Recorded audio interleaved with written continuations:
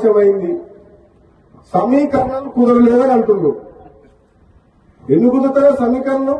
మనసుంటే మార్గం ఉంటుంది.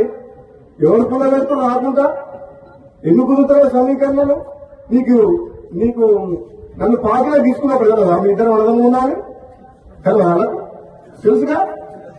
మన పార్లమెంట్ ఎన్నికలప్పుడు రెండోసారి ప్రామిస్ చేసి మాటిచ్చినప్పుడు కదా మీ ఇద్దరు అర్థం అంటే అది ఎట్లుందంటే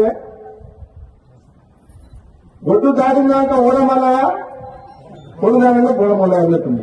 ఇప్పుడు సమీకరణం కుదురుతలేమని మన బట్టి విక్రమార్క గారు అంటుంది. ఏం కుదురుతలేవు? 9 మంది ఎమ్మెల్యేలు ఉన్న ఖమ్మం జిల్లాలో 3 మంత్రులు ఉన్నారు. ఎంతమంది ఉన్నారు? 11 మంది ఎమ్మెల్యేలు ఉన్నా నల్గొండకు 3 ఉన్నారు తప్ప మహబూబ్ గారికి ముఖ్యమంత్రి ఇచ్చాం కదా మనం. రేవంత్ రెడ్డికి ముఖ్యమంత్రి ఇచ్చినప్పుడు ఇద్దరన్న మీద తప్పేంది? ఇదే నమ్మడం లేవాలని తక్కువ ఇద్దరికిద్దరే గద్దలమే ఇద్దరం.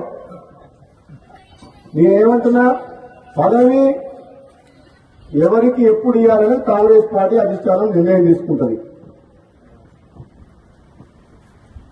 ఆలస్యమైనా సరే నేను ఓపిక పడుతున్నా. పదవుల కోసం పాపులాడే వ్యక్తిని కాను.